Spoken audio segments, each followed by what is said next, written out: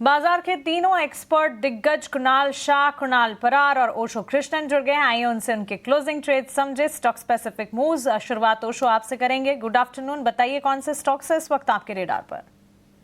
Very good afternoon Mansi, Dimpy sir and सभी panelist member को। Overall market का ट्रेंड काफी पॉजिटिव लग रहा है एंड यहाँ पे सारे ही सेक्टर में काफी अच्छा रिवर्सल है। बट सीमेंट सेक्टर में अगर हम देखें तो बहुत सारे काउंटर्स में एक अच्छा ट्रैक्शन बना हुआ है। तो मुझे लगता है यहाँ रैमको सीमेंट में एक अच्छा अपॉर्चुनिटी मिल रहा है बाई के लिए। 880 के आसपास आता है तो रैमको सीमेंट को बाई करके चलने की सलाह बनेगी। 860 का स्टॉप लॉस लगाएं एंड हायर लेवल्स पे नियरली 920 तक के टारगेट्स देख सकते हैं। सेकेंड, जो रिवर्सल वाला काउंटर है, एफएमसीजी स्पेस में काफी अच्छा बाइंग देखने को मिल रहा है एंड मुझे लगता है काफी स्ट्रॉन्ग कैंडिडेट जो एफएमसीजी का है वो है गोदरेज कंज्यूमर्स।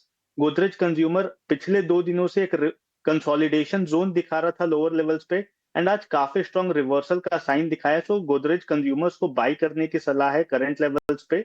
996 का स्टॉप लॉस मेंटेन करें एंड अप्रोक्सीमेटली 1070 तक का पुल बैक हमें इस काउंटर में देखने को मिल सकता है। दारी के ओशो कृष्णन की तरफ से रैमको सीमेंट और Godrej consumer target stop losses आपके स्क्रीन पर आप देख रहे हैं। कुणाल शाह, गुड आफ्टरनून, आपसे जानना चाहेंगे आपके स्टॉक स्पेसिफिक रिकमेंडेशंस क्या हैं? आई थिंक मेरी दो रिकमेंडेशन रहेगी, दोनों बाय साइड पे रहेगी। पहले से मैं मेंशन करना चाहूंगा निफ्टी का जो सीपीएसई का इंडेक्स है। I think Nifty CPSE index ने बॉटम बना दिया है, यहाँ पे डबल बॉटम का फॉर्मेशन है डेली चार्ट पे। उसके बाद हमने देखा है कि एक टेक्निकल टर्म पे थ्री वाइट सोल्जर्स का पैटर्न बना है। आई थिंक सेटअप काफी अच्छा है, रिस्क टू रिवॉर्ड काफी फेवरेबल है। और यहाँ से मैं एक्सपेक्ट कर रहा हूँ कि सीपीएसई इंडेक्स में एक बड़ा परफॉर्मेंस दिखेगा और एक बड़ी रैली दिखेगी। करंटली इंडेक्स 5700 730 के आसपास चल रहा है। मुझे लग रहा है कि इंडेक्स के जो टारगेट दिखाई दे रहे हैं वो है 6100 6300 के हाई लेवल्स पे। सो यहाँ पे सीपीएसई पे भी बुलिश है और वहाँ पे मेरा पहला पिक रहेगा कोल इंडिया। स्टॉक ने एक स्विंग जो रीसेंट स्विंग हाई बनाया था उसका ब्रेकआउट दिया है आज के ट्रेडिंग सेशन में। ये जो ब्रेकआउट आया है वॉल्यूम्स के साथ आया है और मुझे लग रहा है कि यहाँ पे तेजी और भी बढ़ जाएगी। स्टॉक का जो मैं टारगेट देख रहा हूँ वो है 400 के आसपास, करंटली 380 के आसपास चल रहा है। तो 380 382 के जोन में उसको बाय करिए और 370 का स्टॉप लॉस रखिए डाउन साइड पे और 400 के टारगेट्स रहेंगे हायर एंड पे कोल इंडिया पे। जो सेकंड काउंटर है जो मुझे अच्छा लग रहा है वो है हेल्थ केयर स्पेस में से। ये कैश का काउंटर है जो मैं मेंशन करना चाहूंगा। सेटअप बहुत अच्छा है, स्टॉक का नाम है मेदांता ग्लोबल हेल्थ। एक परफेक्ट फ्लैग पैटर्न का ब्रेकआउट आया है स्टॉक में एंड मुझे लग रहा है यहाँ से तेजी और भी बढ़ जाएगी। 1255 1256 के आसपास चल रहा है। अगर आपको डिप मिलता है तो यूटिलाइज करें बाय करने के लिए। 1250 का लेवल एक आइडियल जोन रहेगा अक्यूमुलेट करने के लिए। स्टॉप लॉस आपको रखना है डाउन साइड पे, वो 1200 का। और हाई लेवल्स पे मैं 1300 से लेके 1340 के टारगेट देख रहा हूँ मेदांता। हो गई कुणाल शाह की इंडेक्स पर और स्टॉक स्पेसिफिक रिकमेंडेशन। कोल इंडिया और मेदांता यानी कि ग्लोबल हेल्थ दोनों पर खरीदारी के मौके 5.25% की तेजी। मेदांता ग्लोबल हेल्थ के चार्ट्स में आप देखेंगे 1300 तक के टारगेट्स नजर आएंगे।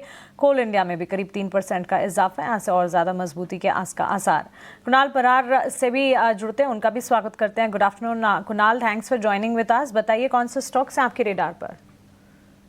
दो स्टॉक है, दोनों खरीदारी करके चलने की सलाह रहेगी। सबसे पहला एशियन पेंट की बात कर लेते हैं। क्रूड ऑयल में जो मोमेंटम देखने को मिल रही है उसकी डायरेक्ट इम्पैक्ट हमें एशियन पेंट में भी देखने को मिल रही है। तो एशियन पेंट यहाँ पे खरीदारी करके चलने की सलाह है। एंड ये स्टॉक जड़ी के लिहाज से तो ले सकते हैं, लेकिन मैं कहूंगा कि मीडियम टू लॉन्ग टर्म के लिहाज से भी ये स्टॉक खरीदना चाहिए। यहाँ पे जड़ी के लिहाज से 2180 का यहाँ पे एसएलएम मेंटेन करके चलेंगे। टारगेट की बात कर लेते हैं तो 2320 का पहला टारगेट है और जैसे ही ये ब्रेक होगा आपको 2420 तक के भी लेवल ये स्टॉक दिखा सकता है। और दूसरा जो है वो एएमसी से है, यूटीआई एएमसी। बहुत ही बढ़िया स्टॉक है, डेली चार्ट पे स्टॉक ने ब्रेकआउट भी दिया हुआ है। एंड जिस हिसाब से आली चार्ट पे स्टॉक ट्रेड कर रहा है, मुझे लग रहा है कि आने वाले दिनों में ये स्टॉक में अच्छी खासी मोमेंटम देखने को मिल सकती है। फिलहाल 970 975 के अराउंड स्टॉक ट्रेड कर रहा है। 950 के एसएल के साथ ये खरीदारी करके चलिए। 1005 का पहला टारगेट है एंड जैसे ही ये ब्रेक होता है ऊपरी लेवल पे आपको 1040 तक के भी टारगेट देखने को मिल सकते हैं। इतना ही नहीं, मानसिक हमने ओपनिंग में भी दो स्टॉक दिए थे, अदानी पोर्ट और हिंद कॉपर। दोनों में आज टारगेट अचीव होते हुए आज के दिन में हमें देखने को मिल रहे हैं। तो चलिए ये रिविजिट भी किया, टारगेट्स अचीव होते हुए। इनफैक्ट यस, सुबह हमारे साथ कुणाल जुड़े थे, तब भी उन्होंने ढेर सारे स्टॉक्स पर अपनी रिकमेंडेशंस दी थी और रिकमेंडेशंस इस वक्त अगर आप देखेंगे वर्कआउट होती हुई भी नजर आ रही है। इस बीच यूटीआई एएमसी और एशियन पेंट्स दो और कॉल्स कुणाल की तरफ से बाजार पर नजर होनी चाहिए। निफ्टी में 200 अंकों की तेजी आप देख पाएंगे, अच्छे खासे मजबूती के साइंस, और इस मजबूती में लगातार Nifty, bank Nifty, mid cap, broader market, Sensex, हर तरफ से हरियाली। मिड कैप में करीब 300 अंकों की तेजी आप पाएंगे। निफ्टी में 22,550 के नजदीक अब स्तर आते हुए, बैंक निफ्टी में 48,680 के लेवल्स आप देखेंगे। ब्रॉडर मार्केट्स में स्मॉल कैप में करीब 250 अंकों का इजाफा, और इसी तरह की तस्वीर सेंसेक्स में भी नजर आ रही है। स्टॉक स्पेसिफिक बाजार की चाल अगर देखेंगे, major contribution Reliance, Axis bank, TCS, Asian Paints और एनटीपीसी जैसे काउंटर्स, 5 बड़े काउंटर्स जो कि सबसे ज्यादा इस वक्त कंट्रीब्यूट कर रहे हैं।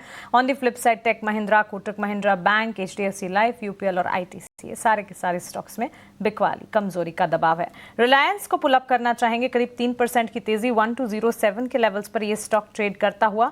और ओशो, आपसे जानना चाहेंगे, रिलायंस पर ब्रोकरेज रिपोर्ट्स भी बुलिश आई हैं, इस पर विस्तार से आज सुबह हमने एक रिसर्च भी की, शरद हमारे साथ जुड़े थे।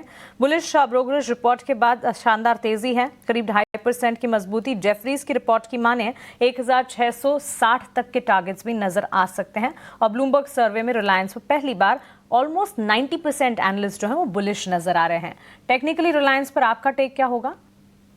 सी ओवरऑल रिलायंस बहुत ही लंबे टाइम से काफी स्ट्रॉन्ग एक्यूमुलेशन जोन पे है। मुझे लगता है 1220 से लेकर के 1170 तक का जोन है, ये काफी स्ट्रॉन्ग एक्यूमुलेशन जोन है इस काउंटर के लिए। तो लॉन्गर टर्म व्यू के हिसाब से बिल्कुल एक्यूमुलेट करके चलना चाहिए। अगर शॉर्टर टर्म का ट्रेंड देखें तो अभी 20 एक्सपोनेंशियल मूविंग एवरेज से नीचे होवर कर रहा है, बट जिस हिसाब की रैली देखने को मिली है पिछले 2 दिनों में, एक काफी स्ट्रॉन्ग पॉजिटिव क्रॉस ओवर है। सो ये बोला जा सकता है कि एक अर्ली साइन ऑफ रिवर्सल है रिलायंस में, तो बिल्कुल बाई करके चलने की राय रहेगी करंट लेवल्स पे। शॉर्ट टर्म में भी मुझे लगता है 1220 से 40 का जो इमीडिएट हर्डल है उसे ब्रेक करते वापस मोमेंटम इस काउंटर में बनते हुए दिखाई दे सकता है। तो व्यू ओवरऑल पॉजिटिव है एंड इतने लुक्रेटिव लेवल्स पे बिल्कुल पोर्टफोलियो में ऐड करने वाला काउंटर है, तो बिल्कुल ऐड करके चले।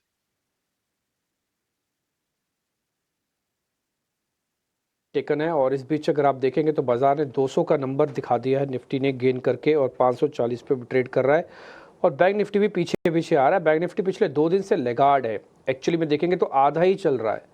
वजह एचडीएफसी का पूरा पार्टिसिपेशन ना करना, और जैसे भी आपको स्टार्टिंग में कुणाल भाई बता भी रहे थे कि आईसीआईसीआई का भी पूरा पार्टिसिपेशन नहीं है, तो आईसीआईसीआई और एचडीएफसी दोनों का पूरा पार्टिसिपेशन नहीं है।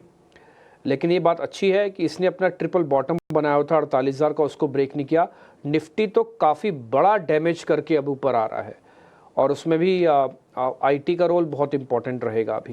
अभी तो रिलायंस थोड़ा सा ऊपर आया, 1200 का वापस उसने रीगेन कर लिया, जिसके बारे में मानसी भी पूछ भी रही थी।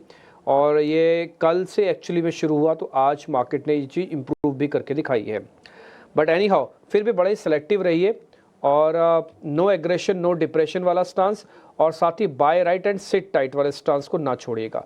एक ऑप्शंस का ट्रेड आपके लिए लेके आती है तेजस, हमारे साथ जुड़ रहे हैं, आपको बताएंगे आज का ऑप्शंस का ट्रेड।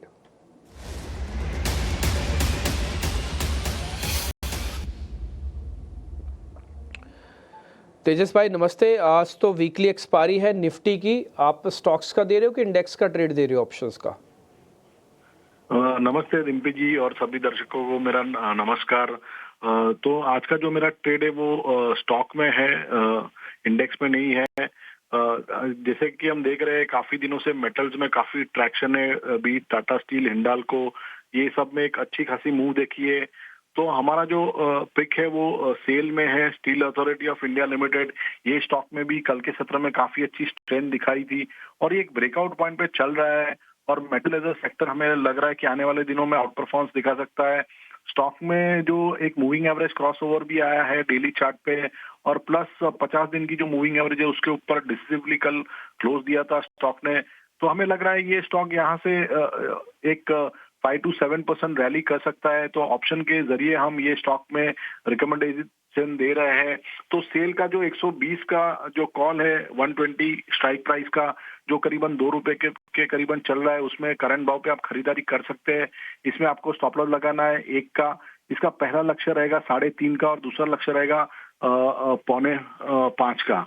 तो ये जो स्ट्रैटेजी है इसमें अधिकतम नुकसान होगा फ्रॉम करंट लेवल 4000 का और अधिकतम मुनाफा होगा 10,000 का।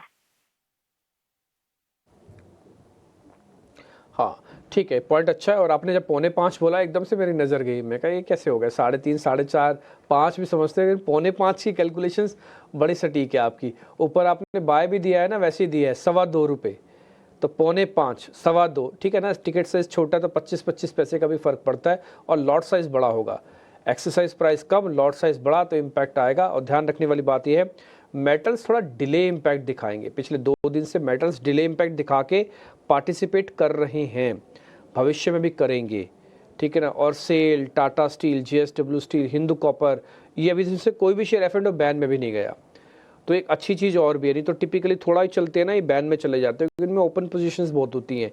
तो 95 लगते ही ये बैन में चला जाएगा, बट अभी नहीं जा रहे हैं, अच्छी बात है। ऑप्शंस का ट्रेड आप ले लीजिएगा, 115 की स्ट्राइक है, इसमें कोई वीकली नहीं होता, पूरा मार्च का महीने मिलेगा। सीरीज शुरुआत हुई है, 10,000 और 5,000 का प्रॉफिट लॉस कैलकुलेशन है, 1:2 का ट्रेड बनता है। आपके सामने हमने कैलकुलेशंस करके भी रख दिया, ठीक है जी। तेजस जी बहुत शुक्रिया, थैंक यू वेरी मच समय देने के लिए। आज जिस लेवल पे हम बंद कर रहे हैं अपने आप में, वैसे वो ठीक लेवल है अभी तक तो, जो मार्केट दिख रहा है मेरे को।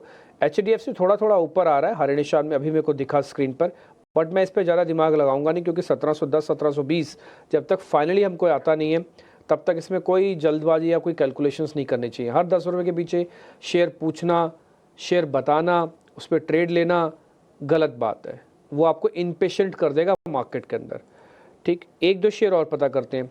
बर्जर पेंट क्रूड के बेनिफिशियरी हैं, बहुत बढ़िया चला, आज 5% ऊपर है, विद वॉल्यूम है। ओशो सर नमस्ते। बर्जर पेंट BTST करने की ज़रूरत है सर? हमारी कैलकुलेशन ये कहती है क्रूड के अंदर जल्दी जल्दी बढ़त नहीं आएगी। Yes, very good afternoon Dimpy sir. Yes, overall मुझे लगता है कि बर्जर पेंट में सेकेंड टाइम अटेम्प्ट हुआ है 500 का जोन, तो ये एक ब्रेकआउट लेवल से वॉल्यूम के साथ आया है, तो यहाँ से कंटिन्यूएशन हायर लेवल्स पे बिल्कुल देखने को मिल सकती है। सो BTST के लिए काउंटर बहुत ही स्ट्रॉन्ग स्टेचर के साथ मूव कर रहा है। हायर लेवल्स पे मुझे 515 से 518 तक के लेवल्स दिखाई दे रहे हैं, एंड लोअर लेवल्स पे जो स्टॉप लॉस मेंटेन करना है, नियर अबाउट 492 का स्टॉप लॉस मेंटेन करें, एंड 518 तक के टारगेट्स हमें as a BTST call Berger Paints में देखने को मिल सकते हैं। ठीक है। और इस बीच आपको बर्जर पेंट के बारे में अगर आप इसका टेक्निकली चार्ट भी देखेंगे ना, तो ये पार्टिसिपेट नहीं किया इसने गिरावट में ज़्यादा। एक बार आप दिखा पाएंगे, जैसे नीचे यहीं पे आपको दिख रहा होगा 1 मंथ में करीब 5% का गेन है। आप नीचे देखिए बॉक्स में लिखा होगा, 1 महीने में करीब 5% तक का गेन है। हालांकि ये भी कंजम्पशन वाला शेयर है, बट फिर भी कंजम्पशन के होने के बावजूद भी, क्योंकि इसमें ब्लेंड है कॉमोडिटी वाला पार्ट, क्रूड, जब चारों तरफ टैरिफ की बातें हो रही हो, चारों तरफ स्लो डाउन की बातें हो रही हो, तो क्रूड कैसे चल सकता है? और दूसरा, कोई अफोर्ड भी नहीं कर सकता महंगा क्रूड इस समय, क्योंकि सबके ओपन एंडेड है। कोई भी एक पार्टी युद्ध में चलेगी ना, तो क्रूड से ही फिर दिक्कत में आ जाएगी। इसलिए क्रूड का इम्पैक्ट है। ये आप हमारे प्रोड्यूसर साहब ने आपके लिए छाप भी दिया, आप इसी से अंदाज़ा लगा लीजिए। पूरा फरवरी खराब गया, लेकिन बर्जर के लिए पूरा फरवरी ठीक गया। छोटा सा ब्रेक के बाद जब लौटेंगे, कुणाल परार, ओशो कृष्णन और कुणाल शाह इन सब से बातचीत को कंटिन्यू करेंगे।